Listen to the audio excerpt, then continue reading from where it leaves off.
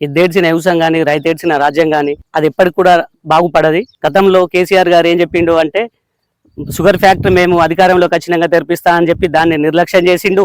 రైతులు అనేది ఏంది అనేది చూపించిండు. అప్పుడు కేసీఆర్ కు అగెనిస్ట్ గా చేపిస్తే మళ్ళీ రేవంత్ రెడ్డిని గెలిపించినాం. రేవంత్ రెడ్డి కాంగ్రెస్ గవర్నమెంట్ గెలిపిస్తే కాంగ్రెస్ వాళ్ళు మేము అధికారంలోకి వచ్చినాక వెంటనే అది చేపిస్తామన్నారు. అయ్యా రేవంత్ రెడ్డి గారు మీరు వచ్చిన తర్వాత అది చేస్తామన్నారు. మీరు మా రైతులను చూడండి, చూసి మీరు ఫ్యాక్టరీని ఓపెన్ చేయండి. ఓపెన్ చేస్తే మీకు ఎల్లకాలం రుణపడి ఉంటామని.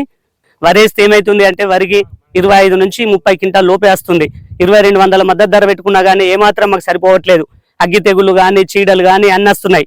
కావున మాకు షుగర్ ఫ్యాక్టరీ అనేది మాకు గత్యంతరం, మాకు పక్కనే, మాకు జస్ట్ 3 కిలోమీటర్ల దూరంలో. నాకు 47 సంవత్సరాలల్లో మా తాతల నుంచి ఆ షుగర్ ఫ్యాక్టరీ ఎప్పుడైతే ఓపెన్ అయిందో ఓపెన్ అయిన కాడికెళ్ళి మేము పంట పండించడం జరుగుతుంది. కావున మాకు అక్కడ కామారెడ్డికి తీసుకుపోవడం వల్ల రవాణా భారంతో ఆ పంటని తీసివేయడం జరిగింది. తీసివేయడం వల్ల మేము రైతులం ఎంతో చాలా బాధపడుతున్నాం.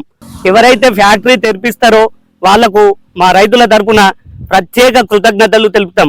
గోపిడి శ్రీనివాసరెడ్డి గారు షుగర్ ఫ్యాక్టరీ కోసం పాదయాత్ర మల్లాపూర్ నుండి చేయడం జరుగుతుంది. ఆయనకు మా రైతులందరి తరపున సంపూర్ణంగా మద్దతు తెలుపుతాం. అలాగే ఫ్యాక్టరీ ఏం లేదు, ఇక్కడ ఉన్న వాళ్ళకు ఇప్పుడు మా ఊరు కానీ పక్కన ఉన్న ముచ్చంపేట కానీ వేంపేట కానీ చాలా మందికి ఉద్యోగ వలసలు తగ్గిపోతాయి. దుబాయ్ కానీ గల్ఫ్లు కానీ మా ఊరు నుండి ఏం లేకుండా ఒక 700-800 మంది విదేశాల్లో ఉన్నారు. విదేశాల్లో ఉండి చాలా అప్పుల పాలైన్లు.